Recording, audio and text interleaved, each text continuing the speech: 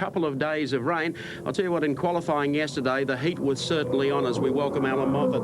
Alan, the Fords continue to dominate. Will they do the same today? Well, it's a very tricky course. It's probably one of the most demanding driving circuits in Australia, and I think it's going to be the driver who's got the most mettle and is fittest today is going to come through. It's the type of track where you don't really need to have an off. You don't have an off, and you don't get a chance to have a breather. The concentration level is extreme here. We've got one of the fastest corners in Australia, the left-hander here down the end straight. All the other slower corners are quite difficult, and the track is quite undulating and a bit choppy. Well, I caught a few out yesterday. Thomas Mazera did this not once, not twice, but 3 times. He'll start out at 10. Larry Perkins coming up on a slower 2-litre car on the brakes across the circuit right in front of Tony Longhurst, who just missed contact. As I said, it's not a place to have an off. It's not a place to have engine troubles too, as Wayne Gardner will attest after blowing one yesterday. He'll start out at position number 14 today. And of course, the top 6 in qualifying yesterday, Glenn Seaton, the Peter Jackson Falcon EB at 52.52. John Bauer in the Shell Falcon at 52.62, followed by team leader Dick Johnson. Then it's Peter Brock, the fastest and the first of the Commodores. Alan Jones in the second Peter Jackson Falcon EB, and Jimmy Richards. A good change of form here for Jimmy. He's up in the top 6 in the Winfield Commodore. Well, the turn of a card can change so much in the Peter Jackson Dash. That happens on Sunday morning here at Lakeside Raceway. Let's go down to Andy Raymond and see if someone has good luck and some bad luck.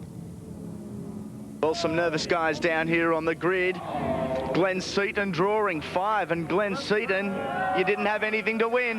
No, that was a little bit disappointing, but I'm just going to have to work pretty hard today and hopefully come through. The Peter Jackson boys have gone fairly well in the dash so far this year for the sponsors. Will today be any different? I think it's going to be fairly hard around this circuit from 6th. I don't know what Alan drawed, but hopefully Alan drew up the front and we can make a race of it. A very tight course, a very narrow course. Can we expect some biff and barge?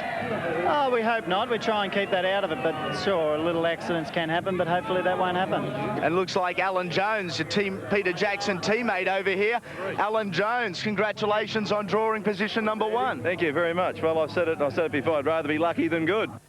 A huge crowd here at Lakeside International Raceway this morning. We have the cars on the circuit for the Peter Jackson Dash, and here's the pace car bringing them around. It's always a delight to welcome Gary Wilkinson back to 7 Motorsport. And I guess Gary sets the scene here at Lakeside beautifully. They want a local victory. Oh, do they ever, mate. Perfect day, perfect place. It'll be a perfect result if Dick Johnson gets home. So the lineup for the Peter Jackson Dash. Alan Jones starts out of position number 1, and John Bauer, who was second fastest yesterday, remains at 2. From 3, it's number 2, Jim Richards, the big mover. From 4.17, Dickie Johnson. From 5.30, Glenn Seaton. Oh, terrible draw for Glenn. And rounding out the 6.05 is Peter Brock, who was 4th fastest yesterday. They're in behind the pace car coming down the hill prior to the start here at Lakeside Raceway. 3 laps constitute the Peter Jackson Dash. Alan Jones would need to get away to a brilliant start here because John Bauer has been very, very quick indeed. They make the exit out of that turn, a good-looking formation. But they're getting ready now to run in the Peter Jackson Dash at Lakeside, and it's Jones trying to get the muscle as they head down into the first corner. It's going to be close here, but Jones will wrestle his way down to the inside, and does so. Dick Johnson drops into 3rd. John Bauer is 2nd, and right behind them, Jimmy Richards. The exit from the carousel, and Jones is in command. That was a very smart move by John Bauer, Mike. He saw that he wasn't going to get through the kink in the straight and slipped right behind Alan Jones. Down to Hungry Corner. They've got a Queenslander in front, Wilker. Yep, I tell you what, Alan Jones can smell this is going to be his big domestic season, the 1980 Formula 1 World Champ. He's in 2nd position in the series thus far behind teammate Glenn Seaton. But I tell you what, he can just smell that 93 is going to be his year. They're coming in to reel off the first of 3. There's Peter Brock, the 05 Mobile Commodore, has dropped out to 6 as they come across the line. We take Dunlop Racecam. Riding with Dick Johnson just ahead of him is team driver John Bauer. And getting away from these two, going into the right-hander of the carousel is Alan Jones and the Peter Jackson Falcon EB. So forwards 1, 2, 3 at this stage as they make the exit out of there. Jimmy Richards is the next driver in the Winfield Commodore. Jim a little fortunate on the draw, top 6. Made the 6 yesterday and pulled 3 out of the hat this morning. And right behind him is the pole sitter, Glenn Seaton, who can see maybe his lead starting to evaporate in the series. Well, Alan Jones said he wanted those 3 points today, Mike. It's a nice 3 points to start the day off, and I think you can say with just over a lap to go, he's got a comfortable grasp on this. Oh. It's Glenn trying to make a little headway, coming down tight right-hander onto the straight here. Fast right-hander. Does that beautifully. So he's gained a spot. That gives forwards 1, 2, 3, 4 as they come across the strike. 1 lap to go. And we take Mobile 1 race cam. Brocky up the inside of Jim Richards as that was happening. So he's gone back to 5th now on the queue. There's Glenn Seaton, the man that's dominated the Shell Australian Touring Car Championship so far and has been doing so well in the Peter Jackson Dash Series.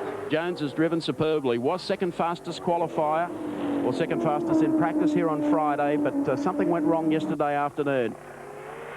Might have gone wrong yesterday afternoon. It's going all right today. It certainly is. Last corner coming up, and it's checkered flag time for our ex-Formula 1 world champion Alan Jones, bringing the PJ number 35 car across the strike. He'll win it. Second spot on the inside will go to John Bowe. Third will go to Dickie Johnson. Alan Jones, boy, is he in a winning way in 1993 on the rostrum of Bathurst last weekend. And he's come up trumps this morning in the Peter Jackson Dash. Let's go down to Andy Raymond. Alan, you've quite often said you'd rather be lucky than good. It seemed in that free lap you had a bit of both. Yeah, it was. The car was really good. We've altered it yet again since last night, and I thought I might have been getting a bit of oversteer this morning in the warm-up, but in that race it was good. I think when the flag goes, you forget about it all. Points after the dash. Glenn Seaton continues to lead the championship. 64 to teammate Alan Jones, 60. John Bowe is 59. Dick Johnson, 46. And rounding out the 5, Thomas Mazzera, the first of the Holdens, on 41. Can we expect a Holden win? I don't think so today, Mike. No, I think the Jackson boys are on a roll between Jones and Seaton. Somewhere there's going to be a ball. Well, it pays to be aboard a Ford here at Lakeside today, and we hope you can join us for our telecast later in the day. Yes, thank you, Jess. In 11 today, Paul Morris will be starting in the Diet Coke BMW. Keep an eye on him. Out of 12, Steve Reed, the Lansvale Smash Repairs Commodore. 13 is Neil Crompton in the GIO Australia car, and 14 Wayne Gardner, the second of the Telecom Mobile Net Commodores. A full grid, Jeff Full in the BMW out of 15, John Blanchard in another M3 out of 16. Bob Jones in the Ampol Max 3 car starts out of position 17. Get set, the start of round 4, the Shell Australian Touring Car Championship from Lakeside. Racing, Jones clearly the winner off the line. And that really affected Glenn Seaton. Got away, and we've had one stall on the line. It's one of the Winfield Commodores as we pick up Alan Jones leading John Bowe, Dick Johnson down into the first right-hander. Also a good start there from Peter Brock in the mobile car. Jimmy Richards has stalled. Car number 2, and the crowd are giving Richards a huge hoot as they all get through. Yokohama for the first time and come down towards the Dunlop Bridge. You can probably hear the fans in the background as they sweep beneath the bridge. The 2 Shell Falcons going after AJ. Great shot down the Hungary corner for the first time. Brock made a good start. Thomas Mazzera's right behind him, and Tony Longhurst is in the thick of it. John Bowe made a move and let Johnson through on the inside, and Brock just muscles up and puts Bowe out of play. And at the same time, Mazzera comes down the inside.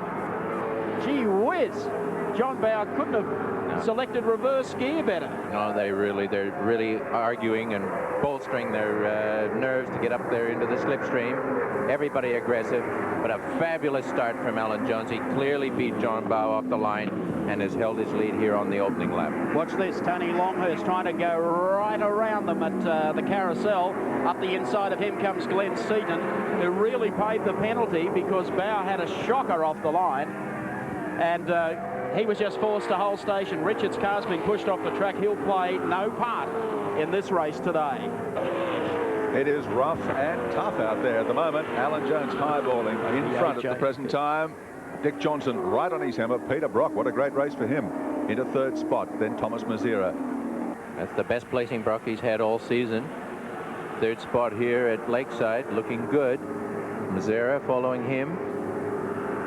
I'm interested in the form of a couple of these BMW runners, including the Diet Coke team and the Benson and Hedges team. Longhurst is up in touch with them as Jones leads them through the kick clear of Dick Johnson, then Peter Brock. Thomas Mazzera, John Bow, then it's Glenn Seaton, and behind him Mark Scaife, and next is Tony Longhurst. Yes, Longhurst actually dropped 4 or 5 positions in the big rush off the grid, but he's made those up quickly now, running in 8th position. Well, he's got a competitive car that can maintain this speed now that he's in the freight train along with the V8s. The people behind him, oh, there's Scaife in the grass under Dunlop Bridge. Being a bit cheeky. We take our Dunlop race cam. Dick Johnson hounding now race leader Alan Jones over the top and down the roller coaster now to the right-hander. We're on Dick Johnson's home turn. He's been through this corner 1,001 times. Could drive the circuit with his eyes closed. I think he's fair to say he's got Jones in his sight through the fast left-hander, high-speed corner. Thomas Mazzera's car blowing a little smoke there as he came up on the tail of Peter Brock. He's running in 4th. That's how tight it is. Johnson knows this racetrack. I don't know about him driving the circuit with his eyes closed. I did a couple of laps here in the car with him on Friday. I had my eyes closed. Don't blame you. Coming down beneath the Dunlop Bridge. Watch this remove. Johnson looking to push open on the inside here. Just can't do it. Jones hangs on. Well, he knows he'll pay the penalty in spades if he rubs shoulders with Alan Jones. These cars stick to the ground. They got 12 inches of rubber on the ground, and it takes a mighty, mighty biff to displace one of them. Watch this now for horsepower. Can Jones stretch it down the straight? Johnson sits in the draft. They scream past the start-finishing line. Fords 1 and 2. Peter Brock's coming up behind Dick Johnson at this stage. Yes, the field's close enough. Mike Alan Jones will be driving a little defensively. He's holding off Johnson, and in the process, it's allowing the rest of the field to take advantage of this dogfight at the very front.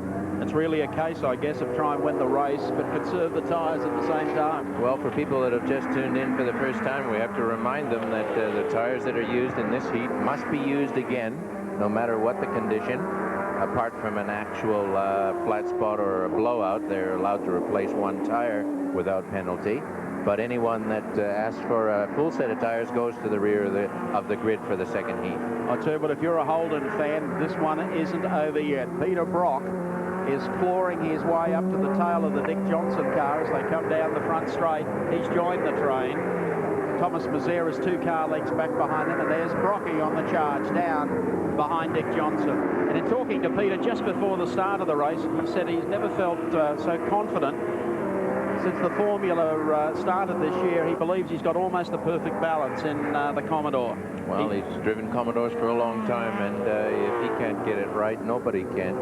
Coming up on one of the 2-litre cars. Watch this. They blow by them on the outside. We take Peter Brock's race cam, courtesy Mobil 1. They head up the hill again. So we've got just about the action covered for you here. Brocky sitting in 3rd. We've also got a camera in Dick Johnson's car running there in 2nd behind Alan Jones. And see if Brock can make up some ground down here. This is as tight as we've seen it all season. 1, 2, 3 within a blanket. Going to be a real scrap here over 28 laps. This is 3rd, 4th, and 5th. Mazzera, Bow, then Glenn Seaton and Tony Longhurst sitting in behind. Is it going to be a giant killer day? Hand goes out the window. Mazzera has a problem. He's smoking. I detected that a couple of laps back, so he's headed for the pits. Hasn't been the best of weekends for the Telecom MobileNet team. One of the 2-litre boys sticks to the inside. Good spot. Stay out of what's going on around you. There's another one. Move over or get blown over, I think is the case. They've done a great job, though. I mean, these cars are just so fast, and the poor guys are racing the 2-litre cars in their rear-view mirrors. Okay, down the hill again. Tony Longhurst brings you our 7 Sport race cam. Now, we are riding just a couple of centimetres off the racetrack as Tony tries to catch a draft of one of those big Falcons. But as you can see, there's the horsepower advantage of Seaton. Tries to make a move on John Bow. Flat shot through the kink and down now to the carousel. Gains under brakes. Lighter car. He's running 1,010 kilograms against 1,300 that the V8s are forced to carry. And as such, under brakes, he's able to just lurch up there onto that back bumper bar of Glenn Seaton. Certainly in this race, and certainly a force to be reckoned with in the second heat. when all of the finishers from this event start the second heat based on their finish here in this race. Okay, Bow to the top of the hill. Seaton trying to find a way past Johnson, second driver, down in the pits. The 15 car, Thomas Mazzera, is in after smoking. They lost an engine yesterday with the Wayne Gardner car, and they've had the strongest motors all season. Shake of the head there from Thomas Mazzera. The race is run for him. And this is the battle for 4th, 5th, 6th, Bow, Seaton. Tony Longhurst, the BMW, up to 6th spot. Competitive again at last. Factor with the BMW that Tony can drive as aggressively as he likes, apart from this being his home circuit and having the balance and the handling of his car absolutely perfect, matching every nuance that he wants to get out of it. He can harass these two guys in front of him fairly with abandon. He can run it with abandon, whereas the others are probably still thinking a little bit, how can we save a bit of rubber for the second heat? They're not going to save much of it. Peter Doolman there in the Impala Kitchens car. He comes down, 35 Alan Jones. It's tough here at the front of the field. We go to the pit shortly as Dick Johnson and Alan Jones traded up amongst the 2-litre cars. Peter Brock is right in behind them as they come whistling down here to the right-hander at the carousel. Thomas Mazzera was in this with a chance. He's in the pits. His race is run. Let's go down to Andy. Yes, bad luck all weekend for Thomas Mazzera. Oil surging problems and conserving the engine. Yeah, I thought my bad luck was over. I had a good start, got up to 4th, running 4th there quite easily. But then I was getting the oil pressure warning light up, and it was in a low rest only after the corners. Then I kept going. But then it started coming on at the 6,000 reps as well. Then I shut it down because I would have braked the engine. Well, bad luck for Thomas. We hope to see you back in heat number 2 a little later. Well, I'm not sure. I hope we can do something about it, but it's pretty major. Well, 75, one of the Toyota Corollas that's Frank Binding has gone off. Frank was out of that in a hurry, let me tell you. Over the tyres, Frank. And that's exactly what he does, because Dick Johnson... Oh, this is great, this battle up front, isn't it? Making overtures as though he wants to lead this in front of hometown crowd. Johnson gets up the inside. Jones just went a little offline. Now watch Brock. Brock has got all excited about this, looking at picking up second, so Jones is going to sit and harass Johnson now. And listen to the crowd, they love it. The locals in front. They had one go, and Larry Perkins has gone in at the carousel in car number 11. But fortunately, he hasn't made contact. Well, yes, he has, just with a couple of the tyres, so it was a soft landing. And it took his breath away as he left the circuit. He had an off there yesterday due to one of the slower cars jumping on the anchors in front of him. Listen for the cheer as they come round here onto the home straight with Dick Johnson in front. It's like Peter Brock there with crack to the windscreen in the Mobile 1 Commodore as he follows this draft down the front straight. Oh, yes, the crowd love this. Well, they've all got laminated screens by regulation. There's no way that's any danger to Brocky. In fact, anybody serious about their health, long-term health, should always have a laminated windscreen. He might need a laminated rear here at the moment. He's working Alan Jones over pretty well, let me tell you. I think Alan missed a gear in the middle of the carousel, or he just went a little bit wide under brakes, but Dick Johnson didn't miss a beat. He didn't miss a millisecond. He saw Jonesy in trouble and grabbed it. He was in there on the tight side. He had to move fast. He had to think faster to make that move on him, but good on him. Dick Johnson in the lead here at Lakeside, his home circuit. There's Alan Jones in second. Brock is third as they come through, and Brocky's having a great day here in the 05 car. There's the gap back to John Bow. Then, of course, it's Glenn Seaton followed by Tony Longhurst. Longhurst looking good, not only in this heat, but keep in mind that lighter car might be a little less horsepower, but that's going to play into his hands for the second heat later. Dick Johnson couldn't be doing it better for Queensland. He leads in this round of the Shell Touring Car Championship over Alan Jones, Peter Jackson Falcon. Third is Brocky in the Mobile 1 Commodore. Then it's John Bow, the second of the Falcons. And then, of course, Glenn Seaton rounds out the 5 in the PJ machine. Johnson, race leader. Alan Jones second. Peter Brock third. And then John Bow closing up now on the leading trio. Glenn Seaton in his wake, and Tony Longhurst in the top 6. Fourth round of the Australian Touring Car Championship Series, and what a great series it is, and this race here is no exception today, head-to-head, V8 against V8, Falcon against Commodore, and the BMW today in there for good measure with a chance. Larry Perkins has called at the pits. They're putting a new front assembly air dam on the front of the Castrol Commodore. So he's had it off down there at Carousel. That's in fact where all of the cars have left the circuit. There's Jones having a fabulous season. Winning, of course, the complete round. Lyndon Heffernan back there having some problems. Peter Brock was up on the inside of him. Jones, of course, on the rostrum only a week ago at Bathurst in the 12-hour production car race. He's come up this morning, of course, winning the dash. And he is back now after leading this race behind Dick Johnson. So Johnson in car number 17 leads the 35 car. There's Brocky, car number 05. Good run by Brocky today. Very good. That's the best run he's had this season. We take our Dunlop race cam. Shows you how busy it is, and Alan, you might like to explain for us. Yes, this is the telemetry coming from Dick Johnson's dashboard, local Queensland company, the electronics company that have been working with him. He's got his foot on the brake. The revs have gone down to 4,000, 5,000. Now he's accelerating up 6,000 RPM. You can see the speed almost 200 kph. Just a tap of the brakes as he came onto the straight. He's in 4th gear, up to 5th. Up to 250 kilometers. He's up to 7 and a bit. Might have just touched the rev limiter there when you saw the needle go to 7.5. They're almost 275k as he hits the carousel. KPA and down to just over 100. He's feathering his way through. Up, more acceleration. 6, 7, 7.5. Quick change. You hear that, just that little click on that Hollinger 6-speed gearbox. He's only using 5 of those gears around the top of the back straight there. Watch for the brake light to come on in a second. There she goes, down to 3rd. Left-hander, up the hill, accelerating again. Almost max rev, 7.75. Brake for the right-hander. Down only a little over 100 around the corner. And down the hill, we'll see the revs go up again. 6, 7, 7.5. Change. Brake, tap onto the main straight. He's in 4th gear. Already doing over 200k. Here's the pits on the right. He would have looked at his signal. Go, boys, go, is what the pit crew are saying to him. Watch the judgment here. A nasty bump on the left hand. Not coming up. The camera's isolated. I don't know, Mike, is that in a gyro camera? It didn't show the bump, but it's a real nervy corner on the straight.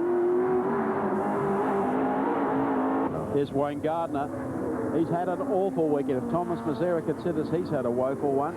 Oh, Wayne, after yesterday launching an engine in the 16 car, the reason they changed the motor after the first practice session was they detected a knock, they believed, in the motor. So they pulled the engine out, put a fresh one in, lasted 4 laps. It blew to pieces, so they put the engine back in that had the knock. Now it no longer has a knock, so... Doesn't appear to have too much speed either. No, it seems to be down a little bit, and Wayne not having the best of weekends due to the equipment not standing up to him, and Thomas Mazzera almost the same, coming down on the inside of Colin Bond's car. Down to the inside, through the gears, and to the carousel once again for Wayne Gardner. Close again for 1st and 2nd. Dick Johnson leading, but Alan Jones getting right up on the rear bumper now as they come onto the main straight once more. Jones led early. Had a little bit of a... Oh, hello, Lansdale Smash Repairs Commodore. Almost needed a little smash repair work. Well, he was able to get out of that after a little exit there at the carousel. It is getting very tight at the front. This is getting serious. Jones is posting notice here. All Dick will be able to see is blue, and it's not sky that he's looking at. That Peter Jackson Falcon shadowing him. The sweep to Hungary Corner, they go past Peter Dillman in the Impala Kitchens BMW. Johnson got away just a little more that time. But Alan Jones is back to haunt him. 5 and just a bit laps to go. They head downhill off the roller coaster, so it's tightening up at the pointy end of the field. Dick Johnson of Queensland, car number 17 for the Shell team, leads Alan Jones across the line. Yes, He doesn't want to make a mistake. He certainly doesn't want to do what Alan did to himself down here in the carousel. I think he'll be very conscious of where he places the car here. He doesn't want to see that blue one nip up on the inside, but he seems to have fended off well that lap.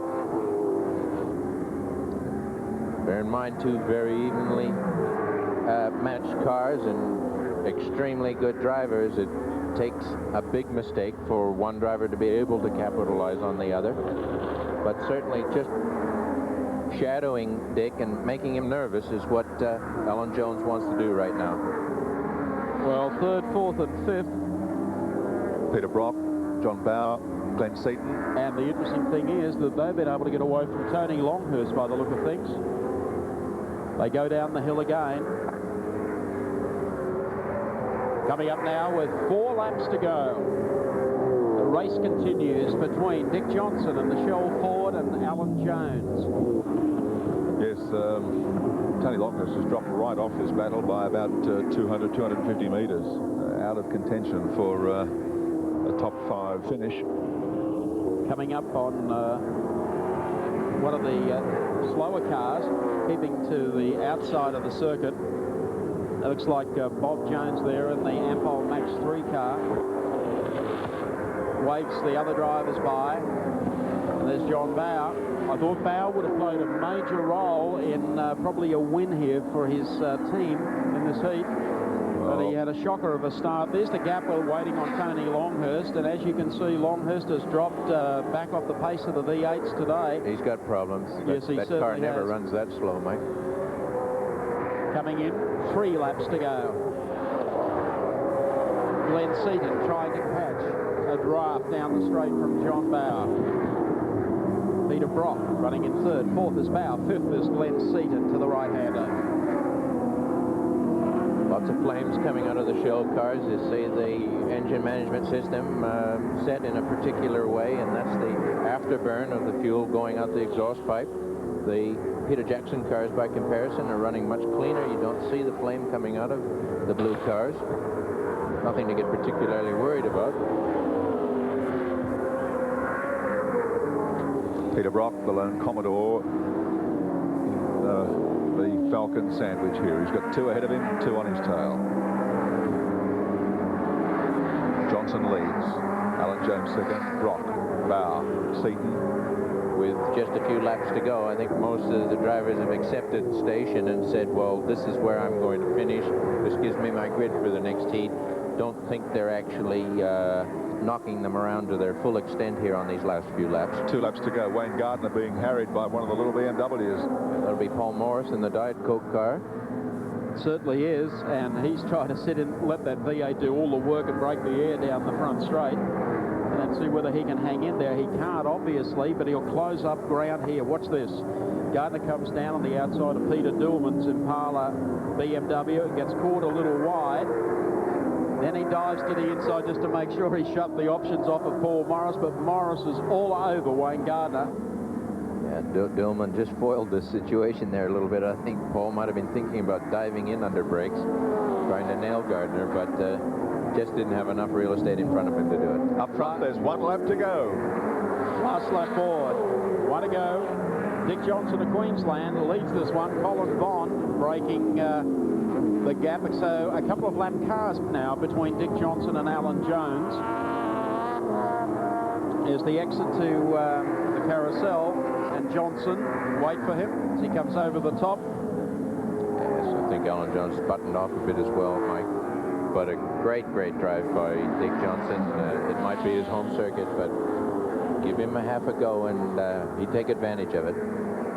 Okay, the Ashby Reed car coming up to have a lap put on it by Dick Johnson. Johnson to the top of the hill, goes on the inside of Heffernan's car. Now the run downhill. I tell you, this is going to be a popular win. There's an enormous crowd here at Lakeside today. They've come to see 1 of 3 Queenslanders in the outright class win. They're going to get a dividend because Dick Johnson, car number 17 for the Shell team, across the line. He takes heat number 1. Second spot will go to Alan Jones in the Peter Jackson 35 car. Brocky finishes in third. John Bauer in 4th place. And Glenn Seaton will round out the 5. We'll confirm those for you now with our Shell race draw. Well done, Dickie Johnson. A win here today. Jones finishes in second, Brock third, Bow fourth, Seaton fifth, and there's more action to come. Barry, I might just duck into the shell shop and grab a couple of things. Okay. Oh, get us a chocolate bar while you're in there. Chocolate bar? Yeah. Okay. Actually, make it a couple. I'm starving. Couple. Righto. Oh, and a paper. And a paper. Paper too? Oh, and a drink. Something nice and cold. Anything else, Barry? Maybe a sock? Sock? What do I want a sock for? Out of the car, a very humid day here at Lakeside, taking it out of you. Well, mate, these cars are there's so much work in driving one of these cars fast, it's unbelievable. They're so hot inside, but it's like exercising in a sauna. And I tell you what, it's a credit to the boys. They gave me a finger. This afternoon, round 4 of the Shell Australian Touring Car Championship. Row number 2, Peter Brock and John Bow. Row 3, Glenn Seaton and Tony Longhurst. Row 4, Paul Morris and Wayne Gardner. And row 5, Neil Crompton and Jeff Full. Ready for the start. Watch these V8s explode off the start. Johnson keen to get a blinder here. Jones won the start in the first one and got across the side of the road. Can he do the same in the second? Off the line, yes.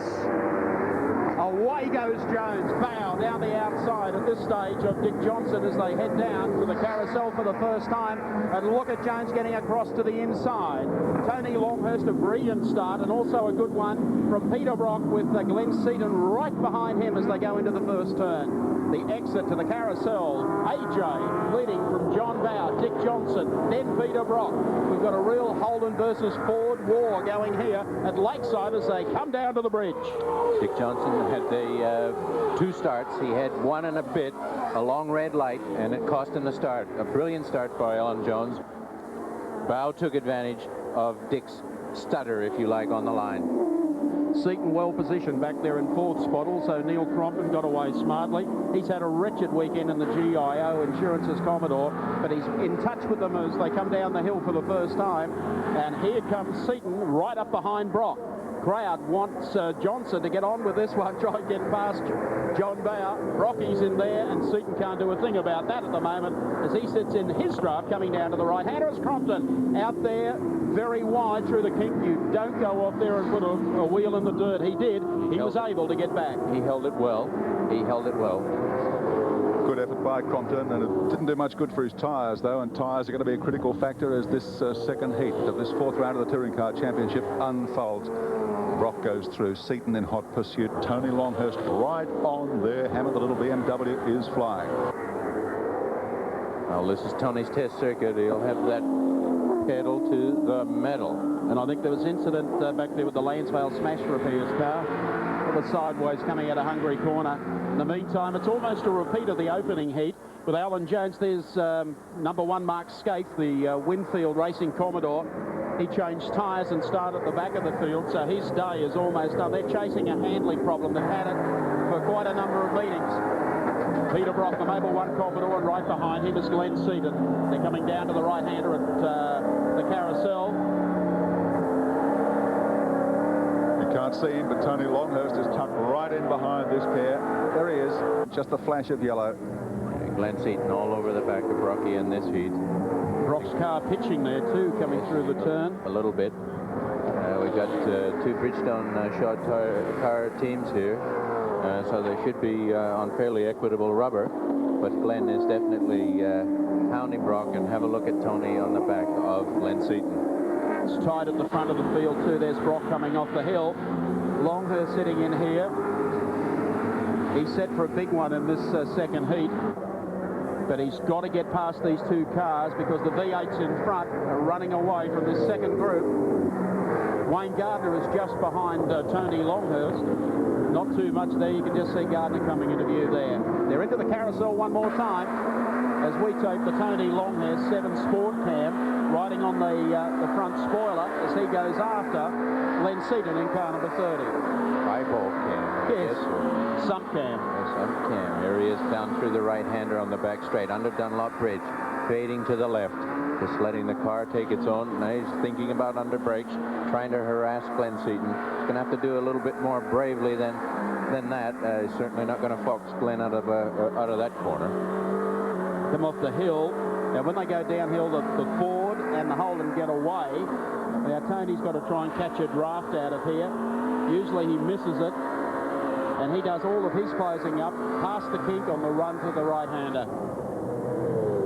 Down through the left-hander, that kink, one of the fastest corners in Australia, and a nasty bump in the middle of it for anybody that gets too close to the inside of the corner.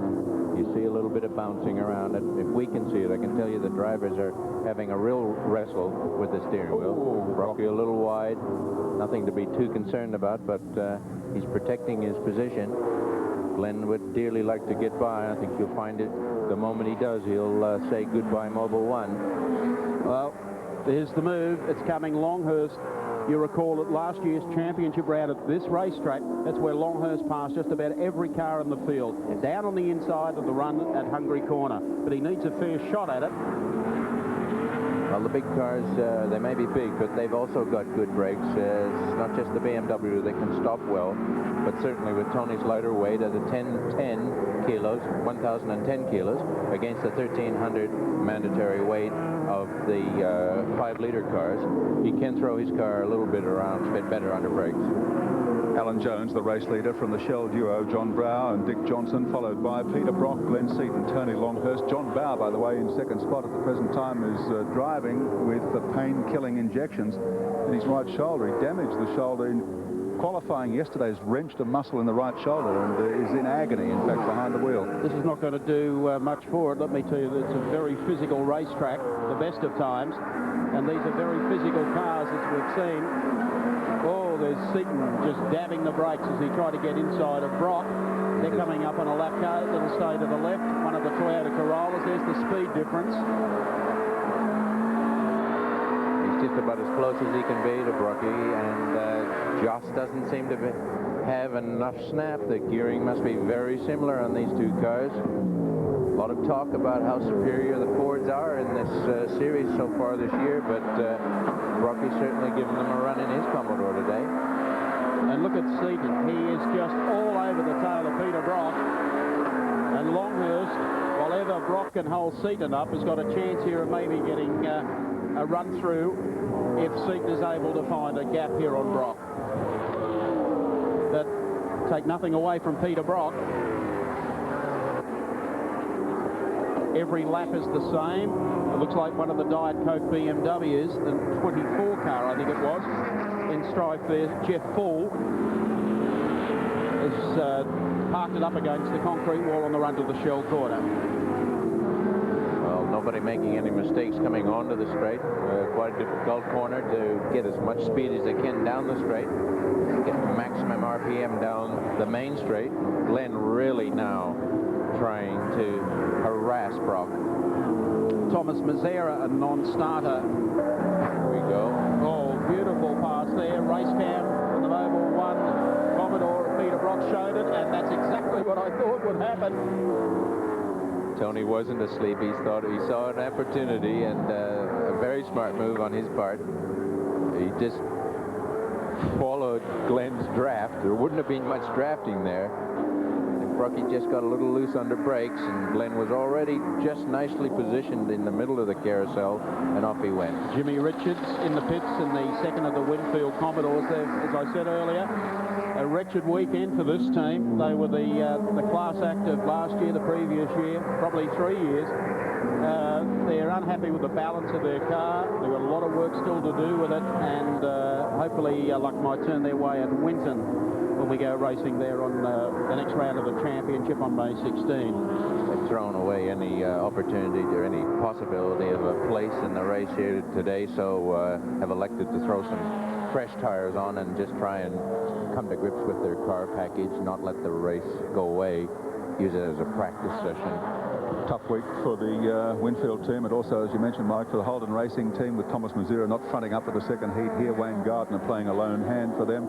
And in the smaller category cars, Peter Dillman, the Impala Kitchens BMW, got shunted 3 times in the first heat, and the car so badly damaged he couldn't back up for this heat. Well, they're just coming up on Colin Bond now, and the Caltex car hangs off to the right there. 2 litres having a tough job here trying to race each other, as you can see. And and deal with the 5-litre cars that are just so much faster. The thing that is interesting here, Johnson still tailing John Bower, but you'll notice that Glenn Seaton has been able to pull up on the tail of them. He's gaining on them rapidly, and Gardner is gaining on the tail of Tony Longhurst and Peter Brock. Yes, I don't think there's any doubt about the fact that Brock held Seaton at bay for a number of laps there, and in the process, Longhurst. GIO race cam, Neil Crompton's car, Larry Perkins right on his hammer. Nudge almost. Under the Dunlop Bridge. And room, oh, there he goes on the inside of Hungry Corner, and this is one of the Winfield cars. Must be Mark Scott. No, that didn't work. Not enough room. Rumour mill doing it overtime here at Lakeside over the weekend. Suggestion is that Larry Perkins might develop a Ford Falcon as well over the next few months. That'll be interesting. Well, that'll certainly give him some comparison notes for his logbook. A lot of rumours going around here this weekend. Andrew Miedeke was here on Friday with a briefcase in hand, holding urgent consultations with people that I can't name. So Mad Andy might be back before too much longer. That's all we need back with all the V8s and the close racing we've got. Why can't you name them, Gary? You were looking at them. Are you having trouble with your? No, I don't want to spoil it. I don't want to spoil his business deal. Okay, here we go back to the race as we have at Colin Bond again on Johnny Smith here in the Caltex Toyotas. The V8s get down the inside of the pair of them into Hungry Corner. Neil Crompton doing a great job here in the GIO Australia Commodore. Larry Perkins behind him, and then of course the Winfield Commodore that's already down a couple of laps. Jimmy Richard and Mark Scape still out there circulating. This is only Larry's second run in this car, the new VP, and not as happy with his chassis setup in practice and in qualifying. Very undulating. That's where you can notice that bump in the kink, isn't it? Where you can see race cam out the back. At the back, you see the undulations for sure. Oh, can't get any closer than this. He's going to take that GIO sign off in a minute. Yes. There's Mr. Beta, a computer company in Melbourne, supporting Perkins Engineering. So Crompton doing a good job on the run down to Hungry Corner. This is Larry's made a couple of dives here under brakes before. They pass another of the cars on the outside coming up to the right-hander that crests the hill here. Well, I guess we know that Castrol is Larry Perkins' sponsor. Okay, they sweep onto the front straight. Larry just a touch sideways coming through there. That's that group that we've been following. Crompton, of course, followed by Larry Perkins and the Castrol machine, and then the Winfield Commodore. But up front, AJ. Seems to have them at bay. There's quite a gap between him and John Bowe. Michelle Ports can't seem to close on him. Isn't he just having a fabulous season? He'll wonder what it was he ran over so that he can go back and do it again. This is just fantastic for him. Well, I think Alan Jones for several seasons since the Formula One Championship victory in 1980, he's just been puddling around, and it's the first time that he's had the machinery underneath him to show his true talents. Probably makes a happy number 2, but he makes a better number 1, equal number 1. Alan Jones continues to lead in the Peter Jackson Falcon over John Bowe in the Shell Falcon. Next is Dick Johnson running in third, then Glenn Seaton. Tony Longhurst now up to 5. Back in a moment. Race cam, he makes the exit to come on to the start finishing straight here at Lakeside. Goes past our commentary box into the left-hander, full tilt at about 280 kilometres an hour, down through the gears to the right-hander. And that's what the view looks like from the roof of Johnson's Shell Falcon. Up onto the back straight. Bit of traffic in front. Some decisions here past the slow car.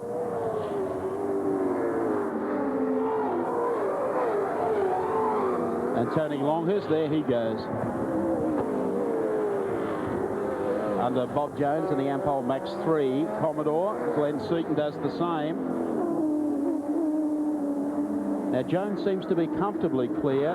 Bauer hasn't been able to throw anything in the last couple of laps at AJ. But this number 30 car starting to look strong, like he means business against the two shell forwards. Well, Glenn's got a great feel for his car, and I think if he accepted whatever position he had to take in that first heat as a result of his bad draw in the Peter Jackson dash, but I think perhaps his tires maybe are serving him a little bit better here at the moment. Dick would have had to have given his car a pretty hard workover to win that first heat, and now you've got Glenn bearing down on him. I think he truly is preying on him. 2-litre cars hanging to the right this time. Both right and left. All over the place. Bondi stays out of it. John Smith tries to give them a hand. Actually, this group, the three forwards, have got away from Tony Longhurst just a bit over the last couple of laps. That is surprising. I would have expected Tony to stay with Glenn, but perhaps the pace a little stronger than we thought. There he is on the right of screen. Certainly not out of it, but maybe he got dropped off their tail getting in and out of that slower traffic, and once he's lost the draft, would have only had to have one slower car hold him up, and that would have damaged his chances. To make the exit to the carousel. John Bauer, Dick Johnson, Glenn Seaton, second, third, fourth. His second heat, round 4, the Shell Australian Touring Car Championship. Alan Jones leads. He muscled his way to the front right off the starting grid and has not been headed since. And when push comes to shove, he's one of the best muscle men around, Alan Jones. Just ask Mark Scaife and Wayne Gardner. Well, he's made 2 beautiful starts today. And that's the business he's in. Yeah. You have to do that. And if you're on the front row and you can't capitalize on the start, well, you've thrown away the advantage of being on the front row. And in that respect, Dick will be reprimanding himself at the end of the day, wishing he had. It was a very long red light. I'd be quite savage myself. I thought the starter held the red far too long. These fellows are revving them at top revs. They're sitting, and Dick just took 2 bites at it, and it cost him the start. Longhurst looks like he's climbing back again after being held up momentarily, trying to get back on the tail of Glenn Seaton to complete this chain in the battle for second, third, fourth, and fifth. Jones under no threat at the moment up front. Well, the spectators warming to this battle. The forwards 1, 2, 3, 4 being chased by Tony Longhurst. Paul Morris now in the Diet Coke BMW, number 23, the exit to the hill. Just 2-3 seasons ago, Paul Morris won the Formula 4 Driver to Europe round here at Lakeside. Here he is now racing with the Tony Longhurst Frank Gardner BMW team. Running 7th on the track at the present time. Very big effort for Tony's team here today. Well, the one thing about these BMWs, they start them in the morning, and they put a little oil and water in them, and they just run all day. And as long as they look after their tires, they've got very, very lethal weapons after a given period of time. And a pretty formidable stable of young drivers in this team, Alan. Yeah, well, they're training them up for Bathurst, and what better place to get your baptism of fire? It's not as if they don't know how to drive. They've already acquitted themselves well. But truly, the greatest feature of any BMW is that it just runs and runs and runs. Alan Jones leads from John Bauer, Dick Johnson, and Glenn Seaton. Then a gap back to Tony Longhurst. Peter Brock is next on the queue. Then a substantial gap. And by substantial, I mean it's out to probably 8 or 9 seconds over car number 16, Wayne Gardner. 23. We've already mentioned to you during the course of the afternoon, Paul Morris, who's been running strongly. Larry Perkins. I love the look of these Shell cars, particularly when they're running 1-2 like that on the track. They look dazzling in the flesh, but on camera, real mean machines. Here we go, down the hill again on Dunlop race cam. Fade to the right. Let it drift left, up a couple of gears on the straight. Dick will be looking in the rear view now, keeping his eye on Seaton to make sure he's not trying to pull a shifty through the kink. Have to be very brave to do it. But Glenn does seem to close really dramatically under brakes into the carousel. They've got 4 laps to go now. Heffernan about to be passed one more time. He hugs to the inside. Look at Seaton. Oh, Dick with his hand out the window saying, Guyukala. It's hard. This guy's in the race as well. Yeah, he's trying to have his race. Twigden. Well, Twigden is... He didn't twig quite quick enough, He didn't twig, and he flashed right across in front of Tony, so that just spoiled about another 50-metre gain. John Bow is backed off, and here we have Dick in second spot. Don't know what happened. Something up there at the top of the hill, on Motorcraft Hill. 3 laps to go now. So Johnson slots into his second spot and sets out in pursuit of Alan Jones. I don't know that there's time for him to make up the leeway, but he'll be trying. You can bet your life on that. Now it's John Bowers fallen back into the clutches of Glenn Seaton. For the point's sake, Seaton really would be desperate to get past. And it was probably in Johnson's team's best interest to get JB up there as well. So I dare say the pit managers have been playing the points game. They know where they want to be at the end of the day. That's quite possible, and that's fair enough too. They work as a team, and there's no greater team driver than John Bow, and there's no fairer boss than Dick Johnson. Alan Jones leads the race. He comes across the start-finish line with 2 laps to go, pursued by Dick Johnson, John Bow, Glenn Seaton, then Tony Longhurst. The girls from Shell love this. Come on, Dick, they're cheering him on. I hope they're cheering for Alan Jones as well. They sweep through the carousel. Jones caught up in some 2-litre cars, gets out of there.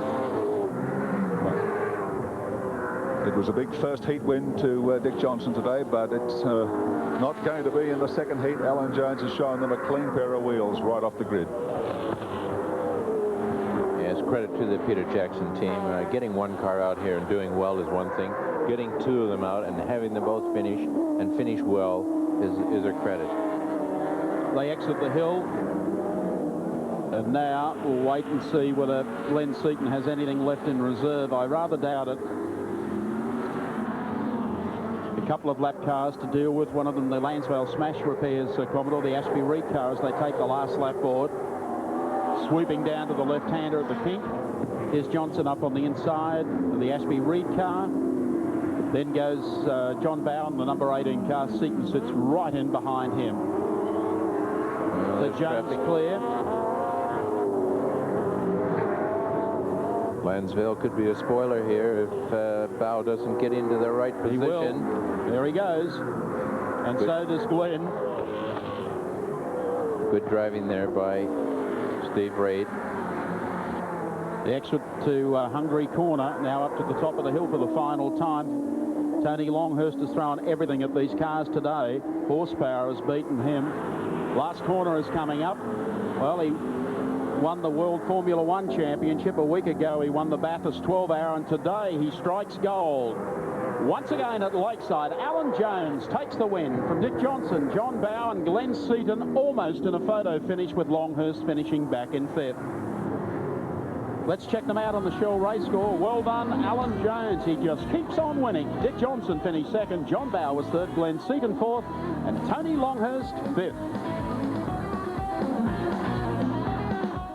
Spectators are more than happy here today. 3rd overall on the day, and the driver of a Ford Falcon, and the points are very close indeed from Tasmania, John Bow, who did it with a couple of painkillers too, I believe.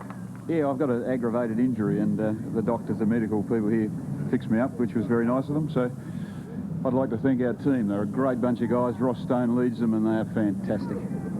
Good luck for Winton. That's a track you go pretty well on. Well, I will if I can keep Tony away from me, so. Okay. Good luck, John Bow. Thank you. 3rd overall in points today. 2nd overall in points, the Premier of Queensland, Dick Johnson.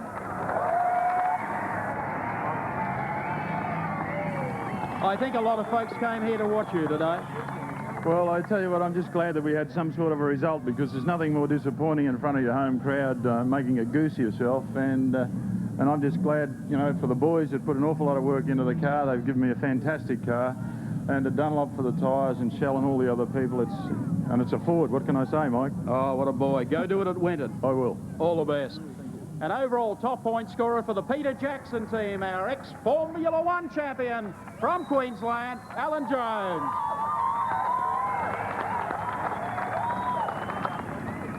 We didn't meet like this for so many years, and now we seem to be doing it regularly. I like it. Well done. An effortless drive it looked, but obviously it wasn't. Well, I can assure you it wasn't, because you know, you don't do anything half measures in front of Dick, particularly at Lakeside, and I knew one little mistake and he'd be all over me like a rash. So, I mean, I just drove as hard as I could for as long as I could, and counting down the laps. Well, it's a nice feeling, that winning, and twice in 2 weekends. Yeah, I've never won a bad one. Mr. Tom Smith from the Shell Company to place the winner's garland on today's big winner, and that, of course, Alan Jones. Congratulations on behalf of Shell, Alan. Magnificent drive again. Good on you.